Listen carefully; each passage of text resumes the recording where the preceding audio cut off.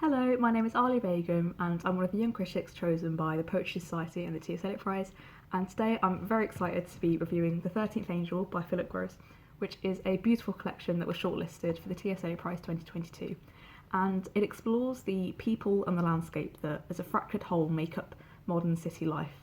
And it's also about the act of observation and watching, looking and noticing, and in this collection this is enacted through the figure of an angel, which I found really interesting because when I first read the title of this collection, The 13th Angel, I think I assumed that it would be religious, but it's very interestingly, it's kind of secular view of the angel figure, of a secular version of it, and I think it serves to provide a distance from humanity, but also still a vested interest. And what I love about this collection is the language, and particularly the motif of glass. There's lots of mirrors, windows, screens, shards of glass, all of these things that relate to connection and how we view the world. If you were to run your fingers along the words of this collection, it would feel like a broken phone screen, in that it's still fractured and disjointed, but still whole and smooth and part of a bigger thing. And in one of the poems towards the end, there's a series of poems called 13 Angels, and one of the poems, A Glassy Thing, Gross describes an angel, quite see-through, exquisitely ground, like a lens. What you see is not it, but through it, world refracted, clarified. I think it represents what the role of the poem is in this collection. Yes, you look at the words on the page, like a glass, but you look through it to find the meaning of what Gross is saying. And you can also see this in Black Glass Sonata, where Gross describes black glass, suspicion of black mirror.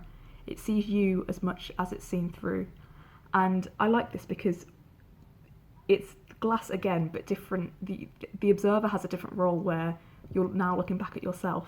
What I find really interesting is that this sense of fracture and glass and yet community and wholeness is really reflected in the form of the collection. Gross plays with the wordplay between angle and angel because it very much is angular in terms of on the language with glass, but also with the structure. So you start off with lots of long poems and then some short poems, and then towards the end you get a series of poems where they are discrete and distinct poems that together, although they are fractured, they do come together to make a whole, and the whole is greater than some of its parts, and I think the meaning, you get more of a profound meaning with all the poems together. But what I find the most exciting is on the level of the stanza and the line, the way visually on the page the poems look. If you look at the poem Porcelain, you can see that, and it's like this in many of the poems in the collection, in that there are lots of line breaks and the lines themselves are quite short, but rather than just being kind of long verses with very short lines, Gross kind of shifts them so that the lines follow on from each other. It shows that they're kind of like glass pieces that fit together like a puzzle. And so the fact that the line breaks and the structure of the lines enact the meaning of what Gross is talking about, I find really interesting. And in that poem Porcelain, Gross describes the perfect crockery of Pangaea, which I think just perfectly encompasses both the form and the meaning. What I really enjoy about this collection is that I think it's unexpectedly hopeful.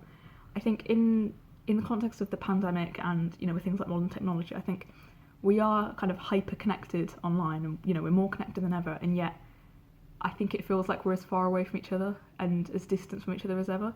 And I think it could have been very easy for the 13th Angel to be quite cynical about this, but I think it offers a kind of hopeful outlook on this, and that's in how it's revealed to us what the 13th Angel is. But in the eponymous poem 13th Angel, Gross reveals that the 13th Angel is the world itself.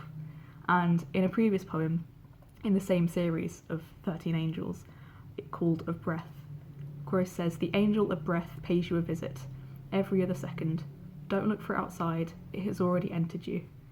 And so I find this really optimistic, the fact that the angel is both the world and us. And so this disconnect that we feel between, in terms of community, in terms of the environment, all of these things that can often feel like they're slipping away from us, that is the thing that connects us, that we do have each other and we do have the world that we live in. And I find that really hopeful, and I enjoyed that theme throughout the collection. I'd really encourage you to read the rest of the collection and delve deeper into Gross's work. Thank you so much for watching. If you want to find out more about this book or the T.S. Eliot Prize or any of the work that the Poetry Society does with young writers, check out the links in the description, and thank you very much again for watching.